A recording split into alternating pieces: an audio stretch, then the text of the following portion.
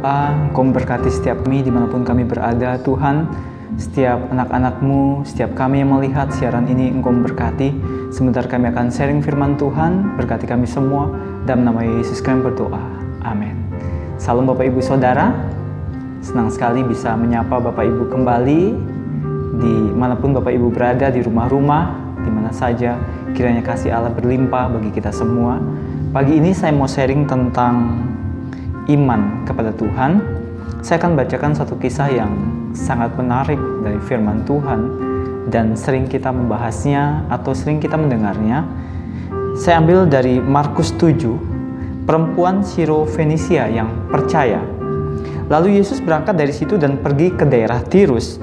Ia masuk ke sebuah rumah dan tidak mau bahwa ada orang yang mengetahuinya, tetapi kedatangannya tidak dapat dirahasiakan. Menarik Bapak Ibu, kemana saja Yesus pergi, semua orang mencari Dia, semua orang mengharapkan Dia, semua orang menggantungkan hidupnya kepada Dia, karena Yesus sumber jawaban.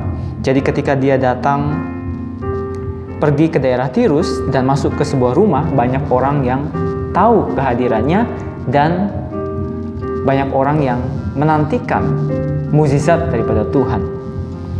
Malah seorang ibu yang anaknya perempuan kerasukan roh jahat segera mendengar tentang Dia, lalu datang dan tersungkur di depan kakinya.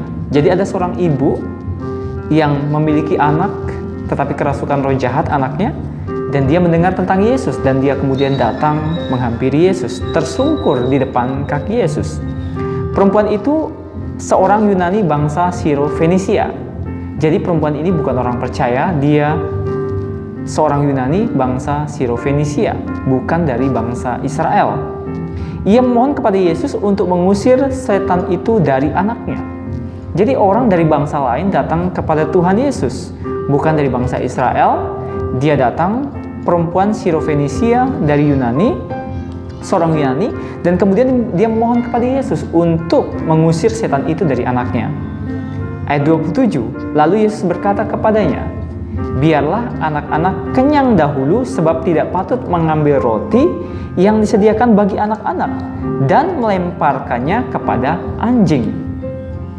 Satu perkataan Yesus yang sangat tajam Bapak Ibu. Tidak patut mengambil roti yang disediakan bagi anak-anak dan melemparkannya kepada anjing. Pengertian ini sebenarnya Bapak Ibu, yang dimaksud dengan anak-anak adalah Yesus datang kepada bangsa Israel waktu itu. Dan kemudian perumpamaan tentang melemparkan kepada anjing ini berbicara pada orang-orang yang di luar bangsa umat pilihan Tuhan, di mana termasuk Yunani, karena Yesus tidak datang kepada bangsa Yunani waktu itu. Tapi yang menarik Bapak Ibu, perempuan Yunani ini percaya bahwa kesembuhan itu didapat di dalam Yesus. Dia datang, biarlah anak-anak kenyang dahulu, sebab tidak patut mengambil roti yang disediakan bagi anak-anak dan melemparkannya kepada anjing. Tetapi perempuan itu menjawab, benar Tuhan, tetapi anjing yang di bawah meja juga makan remah-remah yang dijatuhkan anak-anak. Jadi dikatakannya kembali kepada Yesus. Dia menjawab, benar Yesus, tapi anjing juga makan remah-remah yang dijatuhkan anak-anak di meja makan. Menarik sekali. Maka kata Yesus kepada perempuan itu, karena kata-katamu itu, pergilah sekarang, sebab setan itu sudah keluar dari anakmu. Perempuan itu pulang ke rumahnya, lalu didapatinya anak itu berbaring di tempat tidur, sedang setan itu sudah keluar. Menarik Bapak Ibu, Yesus datang kepada bangsa Israel. Tapi ada orang Yunani yang datang berharap meminta pertolongan kepada Tuhan. Dan kenapa perempuan ini mengalami mukjizat dalam hidupnya, anaknya disembuhkan? Karena dia percaya kepada Yesus. Dia bukan dari bangsa Israel, umat pilihan Tuhan. Dia latar belakangnya bukan dari orang yang percaya kepada Tuhan. Tapi dia memiliki iman kepada Tuhan bahwa Yesus bisa menyembuhkan. Yesus bisa menyembuhkan dan Yesus bisa mengadakan mukjizat. Tidak hanya kepada bangsa Israel, tetapi juga kepada orang-orang yang berseru kepadanya. Bapak Ibu, seringkali kita membatasi hidup kita. Kita sering mengatakan, sepertinya Tuhan tidak menolong saya. Tuhan hanya menolong orang lain. Tuhan hanya memberkati orang lain, tidak memberkati saya. Itu adalah pandangan yang salah, pandangan yang tidak tepat. Tuhan memberkati orang percaya. Tuhan memberkati setiap orang yang berseru kepadanya dalam kesesakan.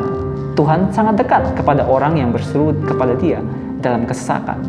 Perempuan ini bukan dari golongan bangsa yang percaya kepada Tuhan, tetapi dia memiliki iman. Kalau dia datang kepada Tuhan, bersujud kepada Tuhan, dia akan menerima mukjizat daripada Tuhan.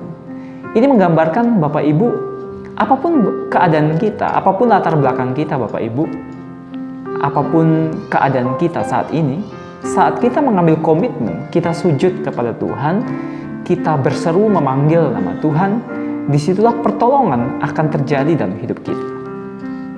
Banyak orang yang membatasi, saya nggak mungkin mendapatkan pertolongan, saya nggak mungkin disembuhkan. Sama seperti kita membatasi diri kita untuk sesuatu yang dikatakan dunia itu tidak mungkin. Tapi bagi Tuhan, tidak ada yang tidak mungkin. Semuanya mungkin bagi Tuhan. Semuanya iya dan amin bagi Tuhan. Perempuan ini sepertinya tidak mungkin akan menerima mukjizat kesembuhan buat anaknya. Tetapi dia memiliki iman, dia datang kepada Yesus. Kalau ada remah-remah yang dijatuhkan, dia juga bisa menikmati. Artinya begini Bapak Ibu, mungkin secara pribadi kita belum mengalami perjumpaan dengan Tuhan, atau kita belum mengalami lawatan Tuhan, atau kita belum mendengar suara Tuhan, atau kita tidak melihat Tuhan secara langsung dalam hidup kita. Tapi kalau kita percaya kepada firman Tuhan, satu kata saja dalam firman Tuhan itu penuh kuasa dalam hidup kita. Firman Tuhan, iya dan amin. Ia sanggup mengubah keadaan yang tidak baik menjadi baik. Dia bisa mengubah keadaan yang tidak mungkin menjadi mungkin. Mungkin kita tidak menjadi orang-orang yang melayani dalam pekerjaan Tuhan. Mungkin kita bukan orang-orang yang dalam orang bilang, saya bukan pastor, saya bukan pendeta, saya bukan hamba Tuhan, tapi saya orang biasa. Tapi prinsip kesembuhan adalah Bapak Ibu, ketika kita percaya kepada firman Tuhan, maka mukjizat itu akan terjadi. Mungkin kita hanya punya sepotong ayat firman Tuhan, atau remah-remah yang sedikit Bapak Ibu. Kita punya hanya seperti itu, tapi Bapak Ibu, kalau kita percaya, remah-remah yang sedikit itu akan mengubah hidup kita. Sedikit saja firman Tuhan yang kita pegang itu akan mengubah hidup kita.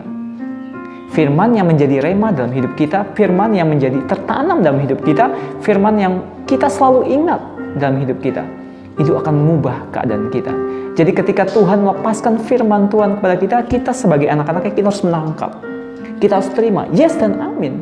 Dan kemudian kita harus doakan terus, gumuli dalam hidup ini. Dan setiap benih, firman Tuhan katakan setiap benih yang Tuhan tabur itu tidak akan kembali dengan sia-sia. Perempuan Yunani ini tidak menerima satu roti penuh, tapi dia bilang, benar Tuhan, tetapi anjing yang di bawah meja juga makan remah-remah yang dijatuhkan anak-anak. Roti dengan remah-remah itu beda sekali. Roti itu dalam porsi yang besar, utuh, penuh, sempurna. Tetapi remah-remah itu hal-hal yang kecil. Kadang-kadang kalau kita makan, kemudian ada jatuh makanan, begitu. Nah, kemudian kita bersihkan lantai. Di situ banyak sekali terdapat remah-remah. Apalagi kalau kita punya anak kecil anak kita masih posisinya mungkin masih duduk atau masih berangkang. Dia menemukan sesuatu, kemudian dia coba masukkan ke dalam mulutnya. Dia pikir itu semuanya makanan, padahal itu juga tidak baik dimakan. Tapi Bapak Ibu, mungkin kita tidak punya potongan yang penuh atau satu potongan roti yang penuh atau sempurna. Tapi kita punya remah-remah. Kita punya janji Tuhan dalam hidup kita. Mungkin satu kata dalam hidup kita. Misalnya Tuhan berkata kepada kita, Tuhan akan menyembuhkan kita. Dari beberapa kata itu kita pegang terus Bapak Ibu, dan itu akan terjadi mukjizat dalam hidup kita.